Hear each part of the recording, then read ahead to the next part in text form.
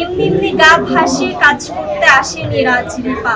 আর ইফতেখার চৌধুরী স্যারের সাথে আমার মান অভিমান হওয়ার একটাই কারণ, বাজে কোনো সম্পর্কই থাকতো তাহলে আপনারা জার্নালিস্টরা সবার আগে এটা বের করতেন। আজকে আমি ঢাকা শহরে এসেছি 2017 সালে, থিয়েটার কমপ্লিট করেছি।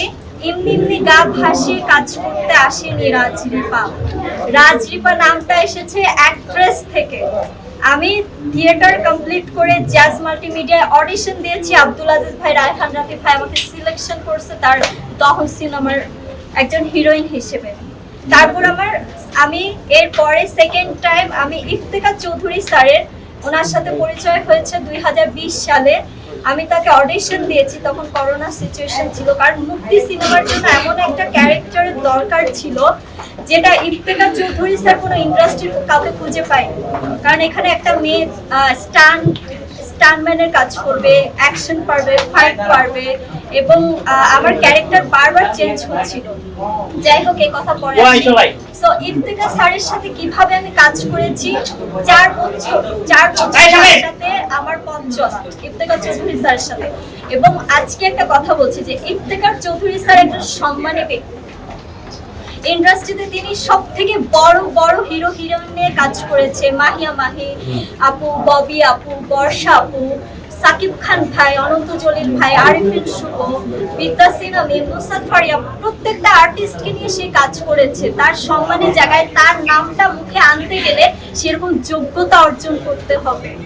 আর আমার যে মেয়েটা আমাকে বলেছে যে আমি 7-8 বছর স্যারের সাথে পরিচয় আমার 4 বছর, এবং তার কাজের পারপাসে একটা ডিরেক্টরের সাথে কথা অবভিয়াসলি হবে যেখানে কাজ করছি। আমি জ্যাজ মাল্টিমিডিয়াতে কাজ করেছি, সেখানে আমার একটা হাউস, আমি যেহেতু জ্যাজ মাল্টিমিডিয়ার মেয়ে। তারপর শুরু ইফতেখার চৌধুরী স্যারের সাথে, তারপর কাজ শুরু হয়েছে মঞ্জুরি ইসলাম মেঘের সাথে। ময়না সিনেমা কিছুদিন আগে আমার সিনেমা রিলিজ হয়েছে, এবং আমি 2-3 দিন আগেও একটা ওয়েব ফিল্মের কাজ করেছি যুগযুগী নামে। আপনারা ঈদের পরে আমার এই ওয়েব ফিল্মটা রিলিজ হবে। আমি কিন্তু কাজের উপরই আছি।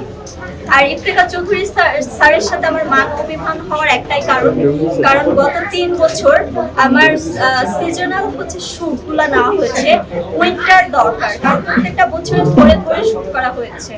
আমি যখন মুক্তি সিনেমার শুটিং স্টার্ট করি তখন আমার ওয়েট লস করতে হয় 10 কেজি পার হয়েছে।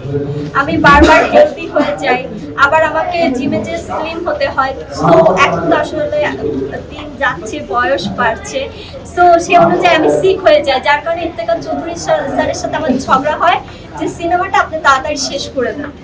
এটা নিয়ে তার সাথে আমার জাস্ট অভিমান, ঝগড়াও। সেখানে আমি হয়তো রাগ করে কষ্ট করে 2টা স্ট্যাটাস দিই, তার মানে এই না যে আমার কোনো ব্যক্তিগত ব্যাপার নিয়ে আমি ইফতেখার চৌধুরী স্যারকে নিয়ে স্ট্যাটাস দিতে চাচ্ছি।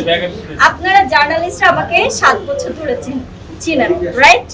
আমার যদি ইফতেখার চৌধুরী স্যারের সাথে বাজে কোনো সম্পর্কই থাকতো তাহলে আপনারা জার্নালিস্টরা সবার আগে এটা বের করতেন, এটা নিয়ে নিউজ কভারেজ হয়ে যেত। অলরেডি 7টা বছরকে ওয়েট করতে